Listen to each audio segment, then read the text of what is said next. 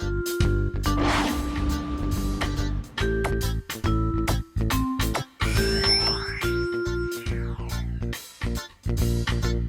I'm Julian Fant, Julian Fant, originally from St. Augustine, Florida, with my family, but we moved down after being approached by the selection committee of the Treasure Island Chamber of Commerce. I, at that time, was the assistant manager of the St. Augustine, St. Johns County Chamber of Commerce, in charge of city promotion. And I had a phone call from the selection committee chairman, Dr. Jim Alley, asking if I would consider a full-time position as executive director and publicist for the city of Treasure Island. We lived 210 miles from Treasure Island at that time in St. Augustine, where we were raised, and we had never heard of Treasure Island. But I made a trip down for a look-see. I enjoyed what I saw, and I went back and convinced my wife Millie and our two children, Charlie, then 10 years old, and Chris, 9 years old at the time, that we should make the move. And in retrospect, it was probably the best move we have ever made in our family. We came down and picked out a lot over on almost vacant Isle of Palms on a waterway that runs from the inland waterway into Johns Pass, and constructed a home there in 1961. And at that time there were vacant lots on either side of us for 5 lots, and a seawall was installed already, and you could have bought the lots for $5,100 each. And the waterway is 16 feet deep at the end of our dock. You could bring in large boats. And we built the house and bought the lot and installed the seawall for less than $23,000. And we've enjoyed every minute of our lives there. Our kids just loved the waterway. And after they insisted that we build a swimming pool for many years, which we declined to do, a good friend of ours who owned the Howard Johnson, or managed the Howard Johnson Motor Lodge, Rex Husky, gave me a used aluminum diving board. I bolted it to the end of the dock and said, "Kids, there's your pool." Both of them learned to swim at an early age, and they still enjoy the water. We originally had a bit of a setback at the chamber because I was very much interested in promoting the motels that had been built here in 1958. I considered Treasure Island a beautiful site for tourism, and we promoted it to the extent that we got the Governor's Award for Tourism Promotion in 1962 and accepted it from Governor Ferris Bryant. And it's still one of the nicest awards the Chamber has ever received. However, at that same time, we had a retired mayor in office who didn't believe in tourism. He thought Treasure Island should stay just as it was, and the economy should rely on the taxpayers who were already here and do not attract any additional ones. I did not go with that theory, and I opposed him at several commission meetings and was gavelled out of order very quickly.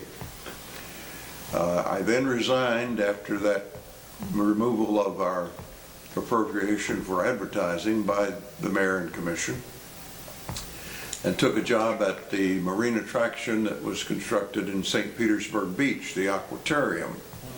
And I began promoting that facility.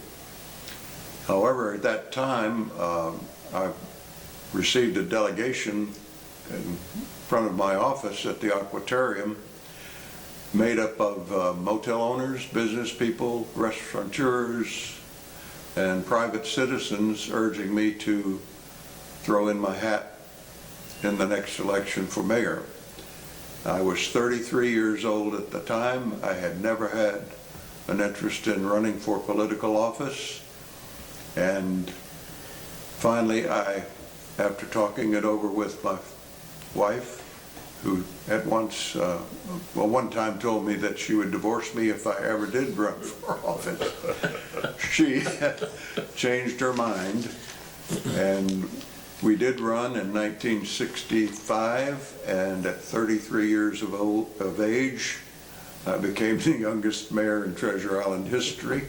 Still am the youngest to have ever been elected at that age, and served for 5 two-year terms. And during that time, I think we achieved a couple of very notable projects. We had a tremendous erosion problem, as Mr. Yost had commented earlier. And in fact, any area from 104th Avenue South was being washed into the Gulf of Mexico. The city had spent hundreds of thousands of dollars in building a groin system to try to trap the sand that was eroding, which did not work. Car bodies, rubble, concrete slabs, and all sorts of material was being dumped into the Gulf to try to stop it, and it didn't work. I can well remember after one storm, I organized a team of inspectors made up of the police chief, fire chief, public works, and several other officials, and we drove down into Sunset Beach. And the erosion had gone back behind the double yellow line. So in effect, there was less than one lane left going into Sunset Beach. So we knew that something drastic had to be done, but what would it be? It would be tremendously expensive. In 1968, the commission heard of a proposal by the federal government that we could obtain erosion control funds for renourishment if we got like funding from the state, the county, and the city. They would make up what was needed for the difference. I happened to have been chosen by the commission to travel with them to Washington, D.C. and appeared before the Congressional Public Works Committee. I was very, very nervous in making the presentation. We went to the state capitol later and proposed it to the state cabinet and the governor. We went to the county commission and proposed it to the county, and came back and got the matching funds from the city of Treasure Island. And in 1969 began the first artificial beach renourishment project in the nation to be funded in that manner. Since then, there have been many. And it's been a periodic renourishment, fortunately, because we always lose a bit during storm seasons and it has to be replaced. But that was one achievement that we're very proud of here in the city. The second was the purchase of 4.5 acres of vacant land in the city center. It's now behind Walgreens. Those 4.5 acres were purchased during my administration, I'm happy to say, for $350,000, and they're now the site of the Treasure Island Community Center and a beautiful park, and the site of the Chamber of Commerce Friday market. And in retrospect, it was valued at one time by the tax assessor of Pinellas at $10 million. Wow. So $350,000 in cash, which were surplus funds, was a pretty good investment. But on the personal side, we enjoyed being on the waterfront. We never thought that would be possible for us to achieve, but after we built the house on Isle of Palms, we got into the boating activity, as many people here have done. A senior citizen couple next to us had bought a brand new boat, motor, davits, and all the accessories, and then had to go back to New York for health reasons. And they sold us the whole package for a very nominal price, which was very, very lucky for us. We, at that time, began a lot of fishing, and the fishing was outstanding.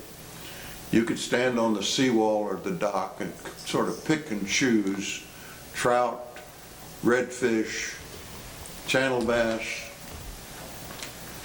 snook, flounder, and in the spring of the year, or the fall of the year rather, the mullet gathered up in that particular canal and got ready to go into the Gulf for spawning.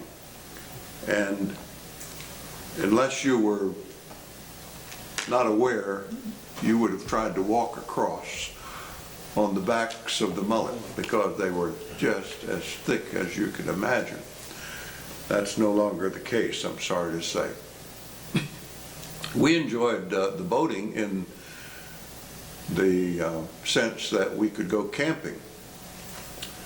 And we loved to go to Egmont Key, which at that time was a completely uninhabited island south of the Tampa Ship Channel. The only thing there at the time was a Coast Guard lighthouse, which is still there, and the Port Authority boats that go out and bring the big boys in and out of Tampa Bay. It's still there. Otherwise, it was completely vacant. We'd take everything with us, tents, water, food, everything that we needed, and just enjoy wonderful camping trips. Later, we graduated to Fort DeSoto Park and a Scotty camper. But the kids loved it. They loved the water, and they were 9 and 10 when we moved here. Another thing that entered our lives was Charlie, our son, became very much interested in the fire service and the rescue.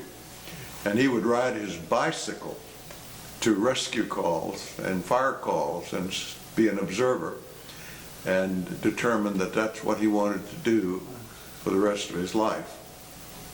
And at 17, he became a Treasure Island volunteer. At 18, he was hired by the chief to be full-time, and the story evolved in that he went through the ranks. He became the first graduate, or a first member of the graduating class for EMTs in the county. He went on through the ranks to become chief, the youngest chief in the state at that time.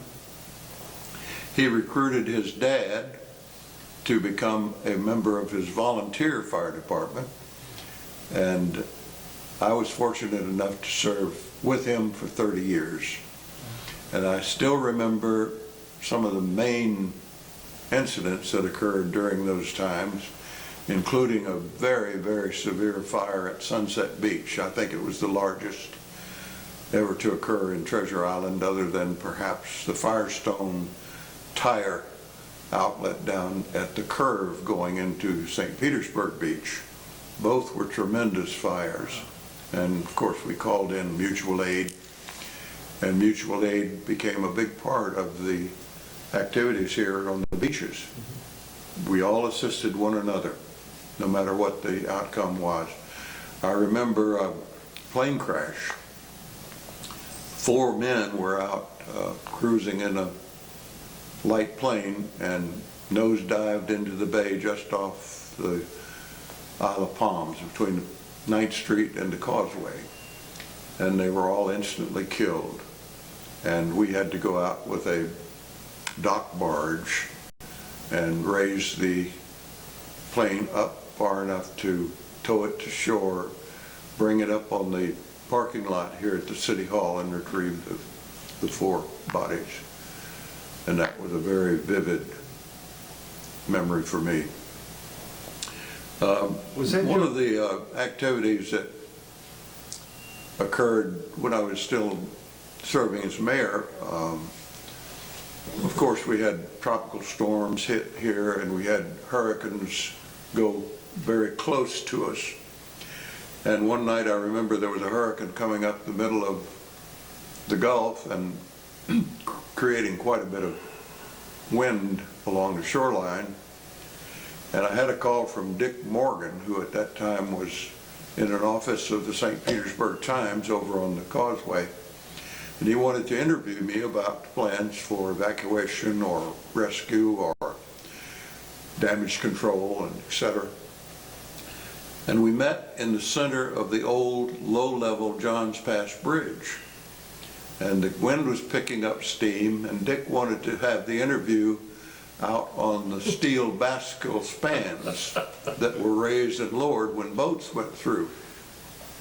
So I agreed, and I was standing on the north side of the bascule, and Dick was on the south side, and we were chatting, and he was holding the mic up, and I noticed Dick went over to one side, and I went over to one side, and we couldn't figure out what was happening until we looked down and noticed that the two bascule spans were literally moving by about 6 or 8 inches back and forth. And I said, Dick, let's conclude this interview and go to a little safer place, because at that time the Johns Pass Bridge was quite ancient.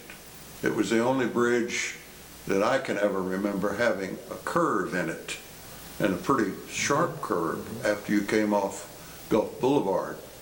At that time, the popular Kingfish restaurant was on the west side of Gulf Boulevard, and you could sit there having dinner on the undulating wood floor and hear the surf breaking underneath your chair, but some of the best seafood in the world.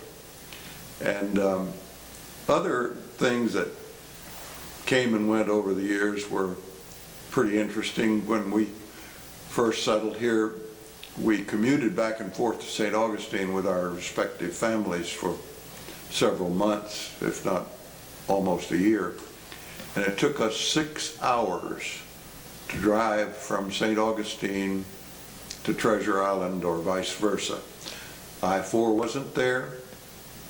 We had 2-lane roads most of the way.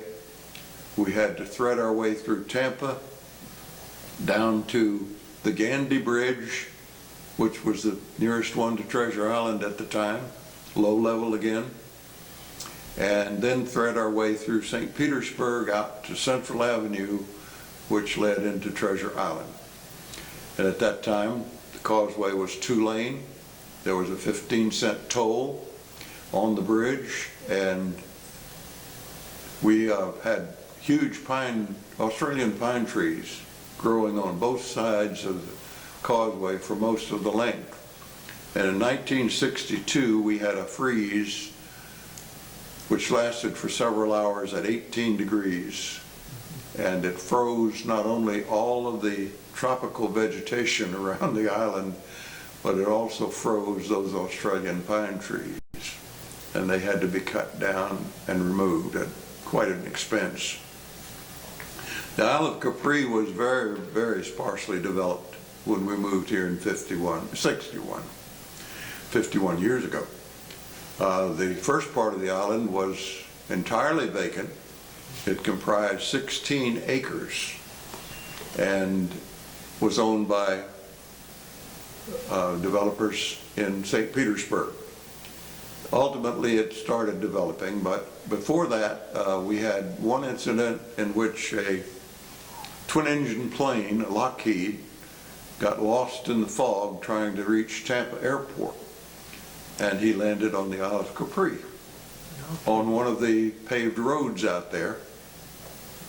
And later on in the day, he got several cans of gasoline, refueled his Lockheed, and took off again.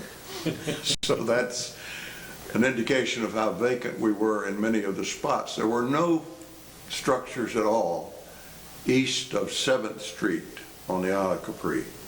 There were no seawalls. It was nothing but fill. And it was not until about in the mid-70s, that Jack Apple, the developer, began building homes out there. And within a few years, it was completely sold out, and the seawalls were put in. We had very little development initially on Isle of Palms. There were incidents where we could stand in our driveway opposite 8th Street and see people leaving their homes out on the end of 9th Street and watch them come on up. And at that time it was crushed oyster shell with no drains, no gutters, no curbs, and in dry weather it created a dust cloud, believe it or not. So we could always tell when someone was coming or going on the Palms, look for the dust cloud. But we fortunately got involved, both Millie and myself, and our kids, in all of the activities that were taking place. Isle of Palms had the first civic association. We had the Christmas luminarios starting in about 1958, I believe. Treasure Island was incorporated in 1955 by the legislature, and the name was derived from a real estate promoter who buried a chest in secret on the beach out here and then recruited some laborers to come out here with him at midnight with a horse and wagon and help him dig up an object. And they dug up a chest and loaded it on the wagon. And by noon the next day, the word was out all over St. Petersburg. They've discovered treasure on the beach. And that's how it got the name. Or that's one theory of how it got the name. But at any rate, over the years, we've had, I think, some very fine development. When we first arrived in '61, the site of the Bilbar was sand dunes and sea oats. Otherwise, the motels had been constructed, I think, beginning in about 1958 by Mr. Herb Dowling, and they went on up north of there and were called the Golden Mile because they were the top accommodations anywhere along the Gulf beaches. Into St. Petersburg Beach, Gulf Boulevard was still 2-lane. In fact, it was 2-lane most of the length of the beaches, except for Reddington Beach areas, where one of the officials of the State Department of Transportation talked them into 4-lane. And now it's 4-laned, I think, for the full length, except through Indian Rocks perhaps in that area, which is more narrow. And there are talks of undergrounding utilities. We've had crosswalks installed at numerous locations. We're contemplating continued development in Treasure Island, and as concerns the artifacts and the Indian mounds that Mr. Yost mentioned earlier, I do recall that a little small island off the north end of Capri at the time we came was called Indian Key.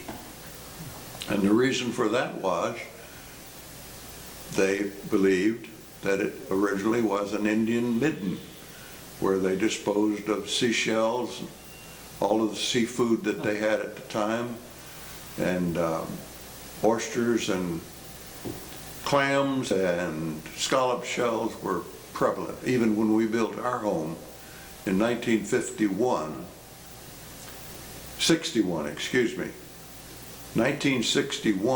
if we tried to plant something in our yard, it was like we had to use a pickaxe, because all of that dredged fill, which comprised most of Treasure Island ultimately, was clam shells, scallop shells, and oyster shells. So this must have been a tremendous nursery for those types of activities. I can remember catching stone crabs in a trap under the dock without any problem at all. And as I said, seafood was available with the flip of an artificial lure, morning, noon, and night. I can remember taking one of our little poodles out for the Constitutional at about 11 o'clock one night and noticing something lying on the beach in about 8 inches of water. And I looked at the outline of it and finally determined it had to be a big flounder. So I came inside and got Millie, and we went out and looked at it together, and she said, "I think that's a big flounder." So I went in the shed, got a gig, walked up on him and picked out where I thought his head should be, and as the saying goes, all heck broke loose, and there was water and sand and mud flying every direction until I calmed him down and forked him into the backyard, and he weighed almost 7 pounds. Wow. So we had guests over for flounder and crab meat stuffing for 6 or 8 people, and that was one of the highlights of being on the water at that time. Seafood was very abundant. But I can say that Treasure Island has been good to our family. We've been involved in all of the organizations here that I'm aware of. Millie's been very active in that great women's organization, the Treasure Islets, who over the years, since they formed in 1955, have raised and donated just under $1 million to this community in the form of scholarships, in the form of fire trucks, 4-wheel drives, radios for the police department, 2-way radios, telemetry equipment for we had the first emergency response ALS, which is advanced life support. We could treat a patient here at the auditorium if they were in trouble, send all the telemetry to Palms of Pasadena ER, get a physician on the other end of the line and know what to do before we transport it. So that was an achievement that we are very proud of. And in discussing the political scene, it's been, I think, one of the most enjoyable jobs I was elected to at 33, and I will finish this March at 81. It wasn't consecutive, thank goodness, but it was a very rewarding experience for me, both as mayor and as city commissioner representing District 2. And all of Treasure Island has been very good to the family, and when we look back on all of the things that have happened over the years and the way they have transpired, and having a second son born 13 years later than our daughter, who was the second child, I have a very,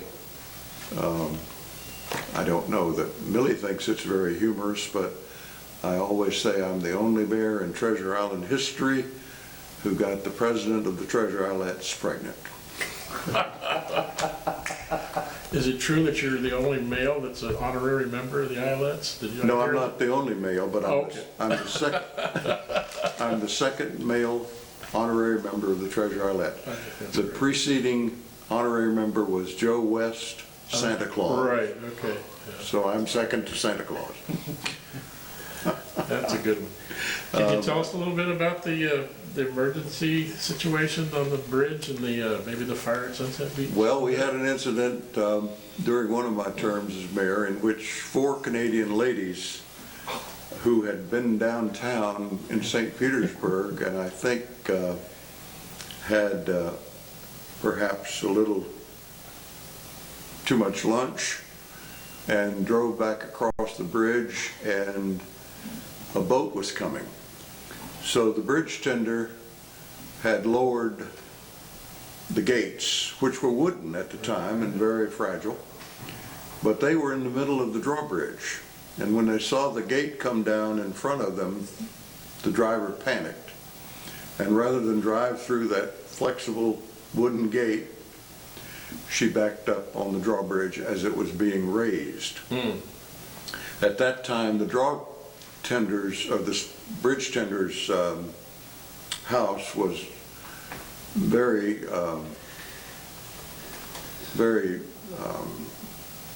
You couldn't see it, right? obscure, Yeah. and you couldn't see him. Right. So he kept raising the bridge and they kept backing up. So when the bridge got to about a 45-degree angle, their back wheels went off the top of the span and they were hanging literally on the top of the bridge. By the front wheels, right? No, by the Oh, back wheels. Wow. They backed Oh, up. wow. So we got the rescue call and the volunteers responded with the paid men, and we arranged to get ladders off the fire trucks and put them up on the draw span and get to the ladies and gradually convince them to calm down and to let us get them out and down off the bridge, because we were afraid if we tried to lower the bridge, the car would topple backward into the inland waterway with them in it. So over a period of about an hour and a half, we were able to get the 4 ladies out. And it so happened that someone suggested that we recognize them with a special award at a city commission meeting for having gone through that ordeal and having been rescued, which we did. And in 6 months, we had a lawsuit filed against the city of Treasure Island Thanks a by lot, one of the Ray. ladies who claimed that it had caused her a cardiac problem. So we came out on the short end of that rescue. But fortunately, they weren't injured.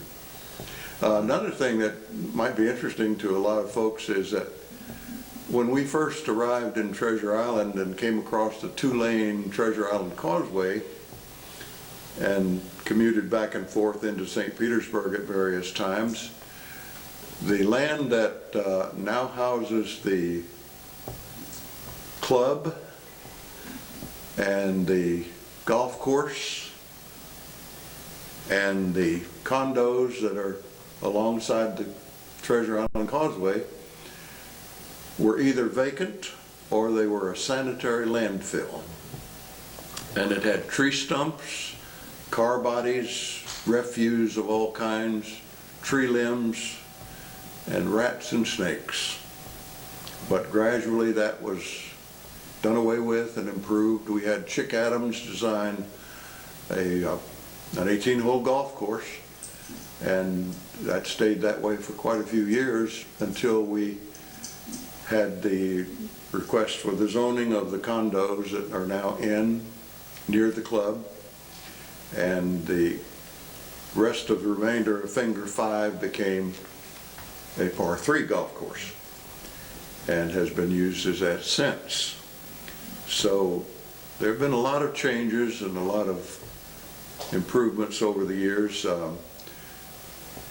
Initially, Treasure Island was a series of sandbars, mangrove thickets, mud flats, as you know, Bob, and the dredging project was a private development. I've heard people say that the Corps of Engineers, the Army Corps of Engineers came in here and dredged all these canals and channels, and that in time of war there would be an aircraft carrier based here and so forth and so on. But that did not take place. It was all private development and has, in my estimation, developed very handsomely over the years. Julian, our time is up, and I thank you so much Thank you. for this thing. We want to come back and visit again. It's been my pleasure. We hope you enjoyed the history and the tales of Treasure Island. There's more to come. We have over 57 hours of the tales of Treasure Island. So as soon as we can get them to you, we will. Thanks for watching Tales of Treasure Island.